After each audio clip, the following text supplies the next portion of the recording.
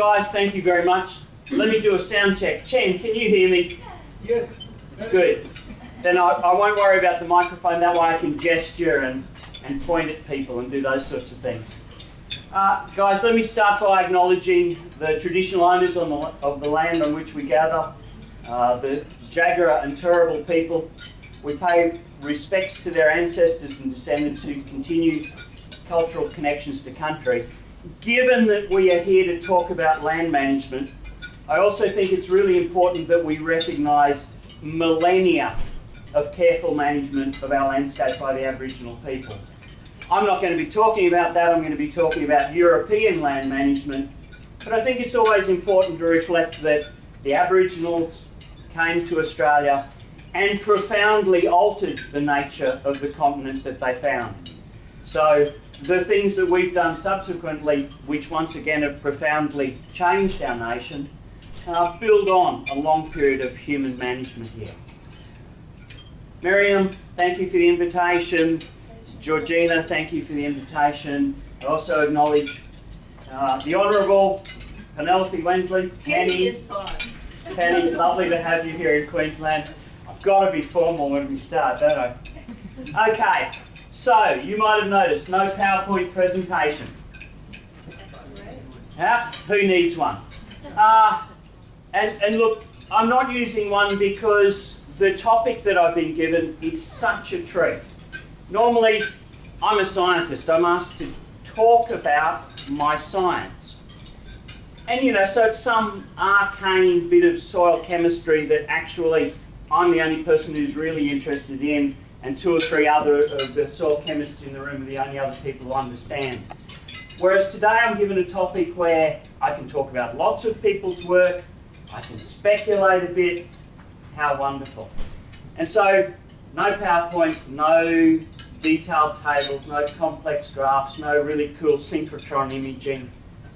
Just a heap of ideas that you can think about, perhaps agree, perhaps disagree, whatever. So, no PowerPoint, but I'm going to start by showing you a photograph. Yep, you've got to imagine my photograph. Okay? So, back when I was in grade 11 at school, 1975, do the sums, my dad gave me a Carl Zeiss focal plane shutter camera and some rolls of Kodachrome 64 film. That was my Christmas present. Lovely, lovely camera. So the fact that my photograph's a little bit blurry reflects my ability as a photographer, not the kit I had to use. So my photograph. An open field, cloud, black earth. About 20 metres in front of me there's a signpost. It's the only substantial thing in my photograph. It says Pittsworth this way. It actually says Cecil Plains the other way, but it's a bit blurry. You can see that there's two words, you can't read them. There's a single line of grass running across the paddock and making a right angle turn at the signpost. To take my photograph, I'm actually standing on the road. But the road's got a metre of soil on it. Out of photo, there's some front end loaders and dump trucks digging the soil off the road. The line of grass is actually the top wire in the fence. The fence has been completely buried about this up far below the top wire, and the top wire's collected some residue of the crop that's washed across. 1970s, on the Downs, every summer, big rainfall event would give you erosion events like that. So back in the 1970s, the future of Queensland soils, arable soils, both on the Downs and further north, the likely fate of those soils was to be eroded away. This is a problem we fixed though, isn't it? We fixed it, in fact, really very rapidly. So there was contour banks and waterways, and then a really well-developed, locally adapted conservation agriculture practice developed in Australia. By the time I finished my ag science degree, the problem was solved. and indeed it was just the rollout, the long process of adoption of conservation agriculture that remained to take place. I particularly love this photograph I'm showing you because it reminds me of that wonderful piece of science. And more than the piece of science, the wonderful interaction between farmers and scientists that allowed that to happen.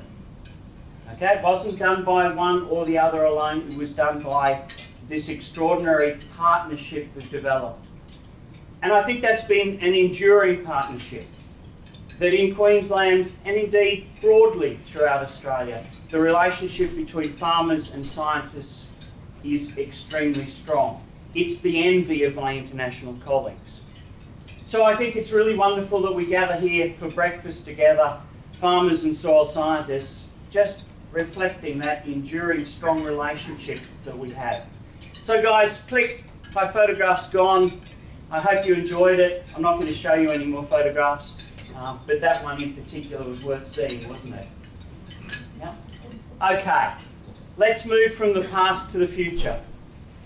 I want to talk about a couple of things in, not in great detail, but a couple of things to an extent that I want to convey some ideas around them, and they're organic matter in soil and nutrients in soil. So starting with organic matter in soil, and once again, let's reflect on the way that we farmed in the past. Our agricultural practice has really been a practice which deliberately runs down the soil organic matter content, releasing nitrogen that we've used to grow our crops. Now, whether we set about doing that deliberately, our farming practice certainly didn't.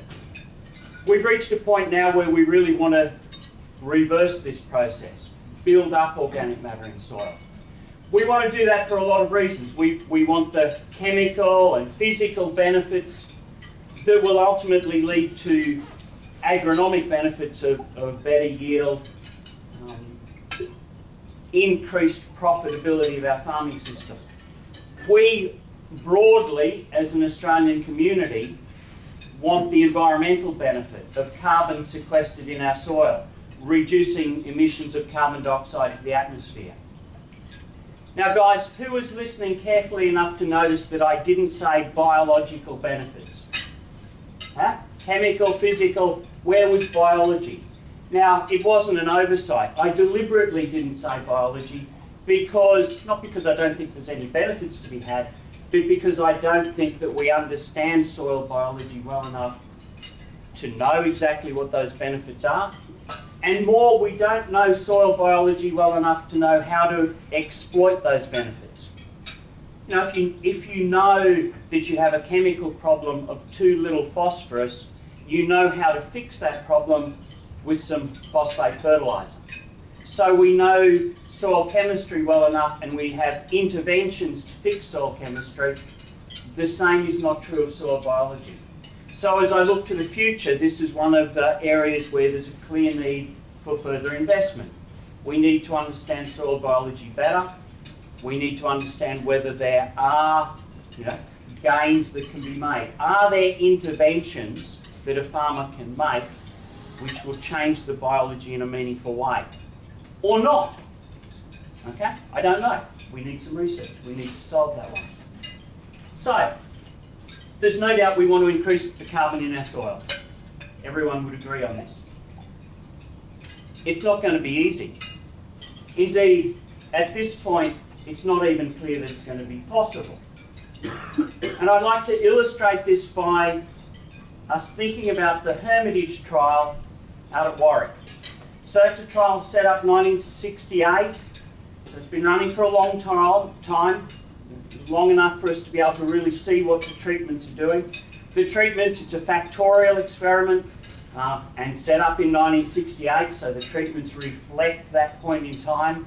So the treatments are burn the stubble or retain the stubble, plough in an aggressive, conventional agriculture fashion, or don't plough, so no till, and then a nitrogen fertiliser treatment.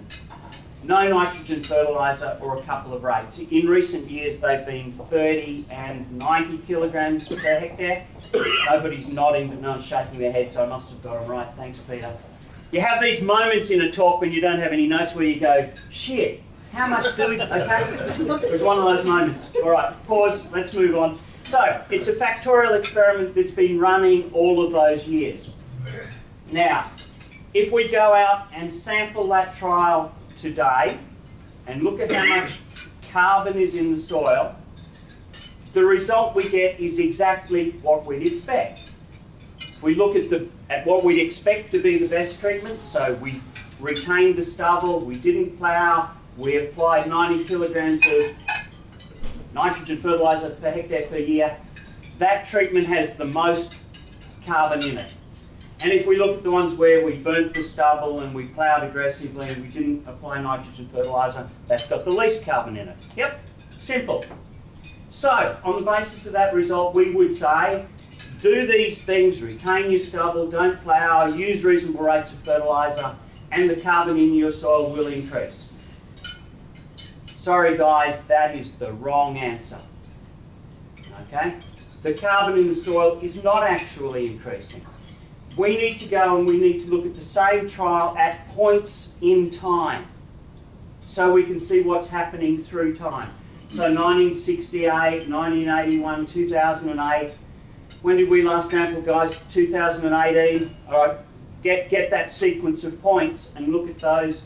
And what you see is that even the best treatment is still going down.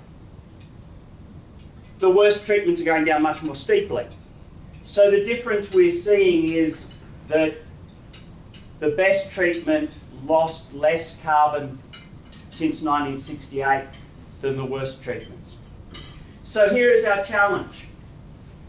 We still don't have agronomic practices for the north which will reliably increase carbon in our soils.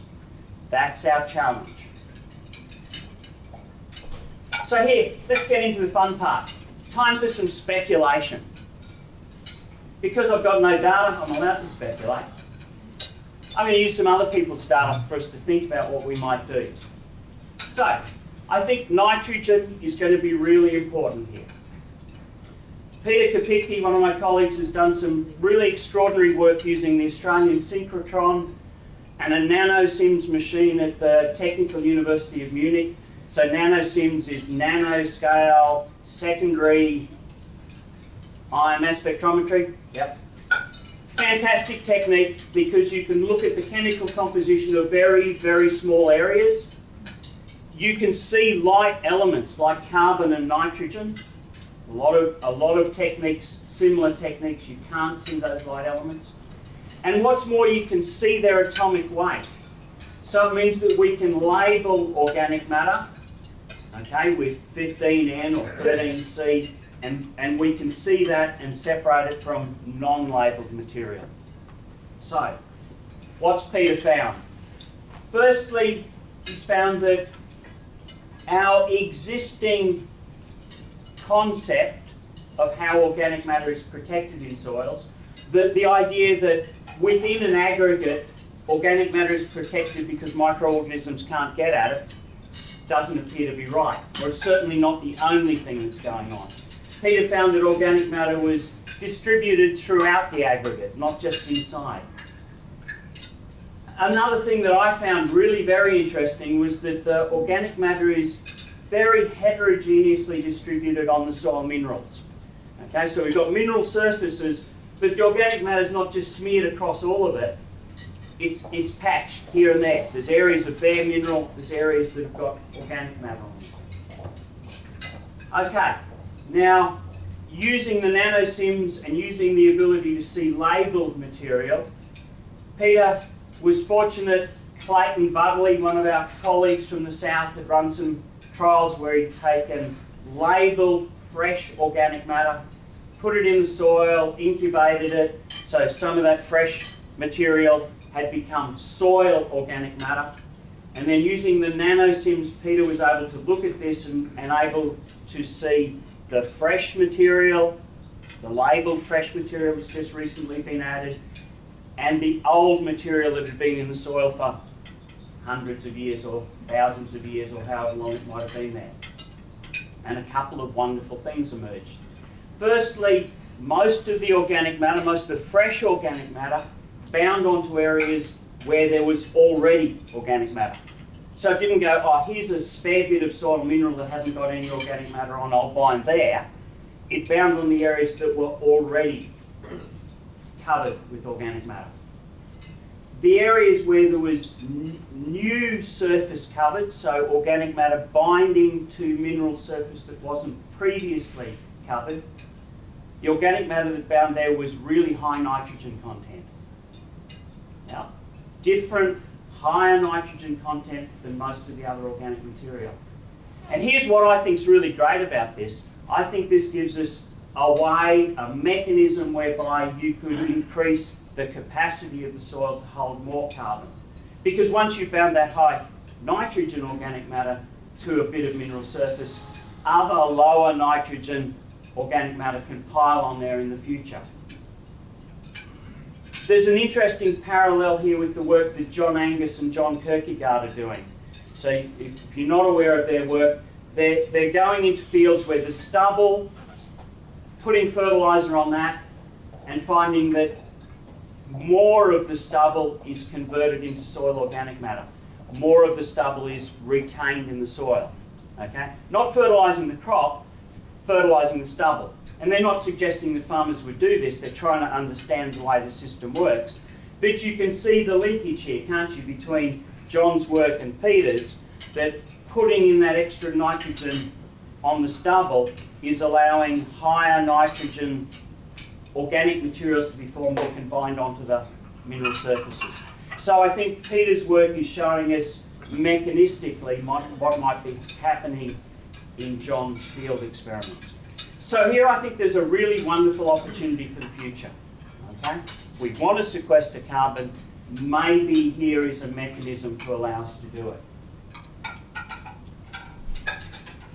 Which brings me to a next challenge, if you like. All of this talk about more and more nitrogen to build up organic matter brings us to something of an existential crisis for farming. How are you going to pay for this? And of course, organic matter in soil isn't just nitrogen. There's a phosphorus cost. There's a sulfur cost. It's even worse than that, because we've been farming in a way that we take out a lot more nutrient than we put in. For a lot of nutrients, that doesn't matter. The soil's capacity to supply is really high. But for some nutrients, the crunch is coming.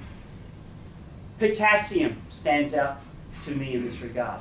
So fresh plant material, few percent potassium, same as nitrogen, an order of magnitude higher than phosphorus and magnesium. So when we do need to start applying phosphorus, let me have another go at this. P's and K's, sort of this dyslexia thing in my head. When we do need to start applying potassium fertiliser, we're going to have to apply a lot of it. Okay? So that's going to be another cost. Potassium rundown is not uniquely a Queensland thing or an Australian thing. Indeed, anywhere in the world that's got geologically older soils, we're seeing the same thing happening. So as we look at India, old landmass like Australia, potassium levels in soils have been decreasing over a couple of decades. They're now at the point where 70% of their soils require potassium fertiliser to give optimum yields. Okay? So globally this is happening. So guys, I think it's way too early in the morning that we're weeping into our cornflakes about the cost of fertiliser in agriculture. So my optimistic worldview, and we're all gathered for breakfast, so we're all optimistic. Because this is a global problem, let's imagine that commodity prices rise, farmers make a lot of money, can easily pay for their fertiliser, buy a new car, have a holiday. Wouldn't be bad, would it? No. So let's move on without worrying about the cost so that we can keep talking about science. Because even when I eliminate the cost problem, I still have a science problem of we don't really know how to apply potassium fertiliser. Here's the challenge. It's partly a soil problem, it's partly a plant problem. So the soil problem is that a portion of the cation exchange on soils holds potassium extraordinarily strongly. So when you put the potassium into the soil, it goes onto the exchange rather than staying in soil solution where a plant could get at it. This is like phosphorus, isn't it? You know, phosphorus binds extremely strongly to soil. The way that we deal with the phosphorus problem is that we ban our fertiliser. So the way that we can deal with our potassium problem, and guys, if you read textbooks, and those smart soil chemists out there, or Brandon, you're remembering back to your soils lecture, Stan Waring, okay? Yeah, Stan taught you that illite binds potassium, okay? But when we run potassium right down in soils, it's not just illite that's going to bind it. So even soils where there's no illite end up binding potassium. So, easy, we're just going to ban our potassium fertiliser, the same as we banned our phosphorus fertiliser. We know how to do that. The machine's in the shed, we're set to go. Here's where the plant throws us a curveball. I want you to start by thinking about a plant root growing down through the soil and hitting a band of nitrogen or phosphorus fertiliser. The root sees that fertiliser, branches, proliferates roots out into the band. So it's building surface area to take up the nutrient so it can maximise its ability to get at the nutrient that it wants. Now imagine a root growing down through the soil and hitting a potassium fertiliser band. It just keeps going. Nothing happens. In anthropomorphic terms, the plant can't see the potassium. So from a plant perspective, the way that we have to deal with this is broadcast the fertiliser, mix it into the whole soil profile, and then we'd have our absorption problem. This is undoubtedly an evolutionary thing. That in nature, plants encounter concentrated zones of nitrogen and phosphorus. Urine patches are a good example. Whereas in nature, plants don't encounter concentrated zones of potassium. It's distributed throughout the soil. So once again, guys, here's a wonderful challenge for the future. This is really something the agronomists should be able to address, but they are nowhere near capable of doing this. We soil scientists are going to have to help them out on this. It's way too hard for agronomists, seriously. Okay, let's tick on for the next. Actually, we're having trouble with nitrogen, and we've left nitrogen to the agronomists for too long. And so once again, soil science, buy in, help them out. Madam Chair, have I got some minutes to speculate in a vague and perhaps controversial way about how we use land? What, more controversial? Yes, absolutely. So guys, here's some thoughts. In this instance, nobody's science. Peter and I have been thinking about this to write a paper on how soils contribute to the planetary boundaries concept, and this is not Peter's idea, so don't blame him later.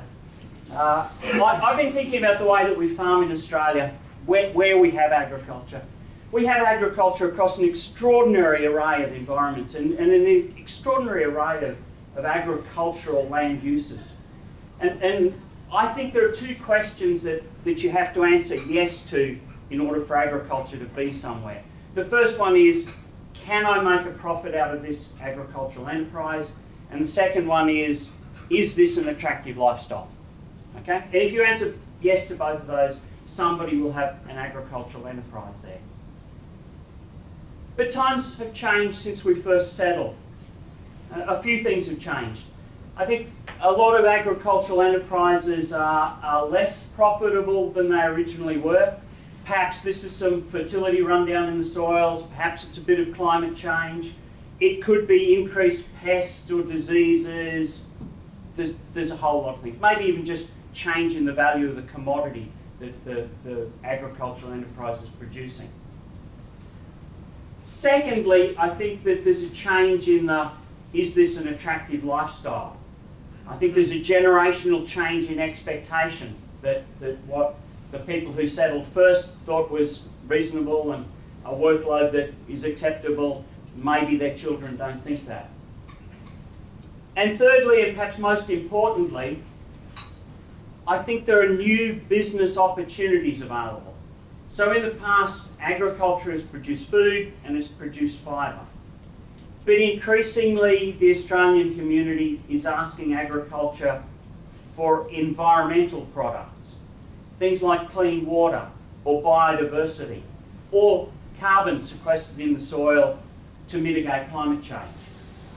So maybe this is a point in time where we should be thinking about a different role for agriculture, at least in some environments. And this brings me to a tangible example. Actually, I'm going to cite another scientist. A guy named Brad Witt did some really interesting work on the mulga lands. So Brad went and looked at the soil carbon in the grazing soils of the mulga lands. He looked in the normal landscape, but he also looked in exclosures. So exclosures are areas that have been fenced off to keep the grazing animals out. Yeah? And these exclosures had been in place for up to 70 years when Brad went and sampled them. So once again, long enough that things had changed. And what Brad found, not surprisingly I guess, was that outside the exclosure there was less carbon in the soil than inside the exclosure. And interestingly, his work showed us a mechanism for this. He sampled on lots of different occasions, but one of his samplings was just after rainfall. And there was quite a bit more water in the soil inside the exclosure than there was outside. So I think the grazing animals had compacted the soil a bit, caused rainfall to petition a little bit more to runoff outside the exclosure, more to infiltration inside the exclosure. And in a water-limited environment like that, more water in the soil, more primary biological productivity, more residue, more soil carbon. If Brad calculated even a fairly modest carbon price for the 70 years, the value of the carbon was at least equal to the value of the beef cattle. So as we look into the future, graziers in those mulga lands might be saying, I can make as much money out of growing carbon as I can out of growing beef. So that sort of answers the first question, doesn't it? Is this enterprise profitable? We come to the second question. Is this a lifestyle? And I think this is a really important question because if we did see the mulga lands convert from beef cattle production to carbon, we wouldn't want to see them depopulated for a whole lot of reasons. We want to see people in those landscapes, but the job would be different. The job would be controlling the weeds, controlling the feral animals, guiding the pathway of revegetation to a desired endpoint. Whether desired for the biodiversity endpoint that you want to sell, or biased towards whatever will sequester the greatest amount of carbon, things that are going to make your business as profitable as possible because the community want to pay. Yeah? Can you see where I'm going with this? So maybe a lot of the current graziers wouldn't find it an attractive lifestyle, but I'm quite sure there would be people who would find it an attractive lifestyle. Maybe they don't have the skills to raise beef cattle, but they'd be interested in raising mulga. Let's broaden this out just a little bit. I'm sure there's lots of specific examples, but let's think in generic terms. Queensland, Australia, and for that matter globally, the soils which are degrading to the greatest extent and causing the most environmental damage tend to be the poorest soils in the most challenging environments. The soils that aren't actually very productive agriculturally.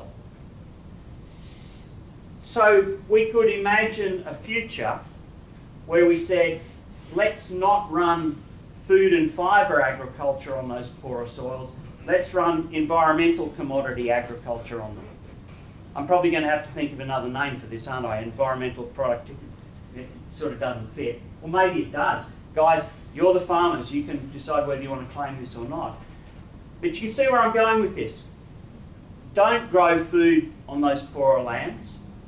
And of course, that means that, well, where are we going to grow the food? We'll have to grow the food on our best lands, but our best lands have the greatest capacity for increasing productivity.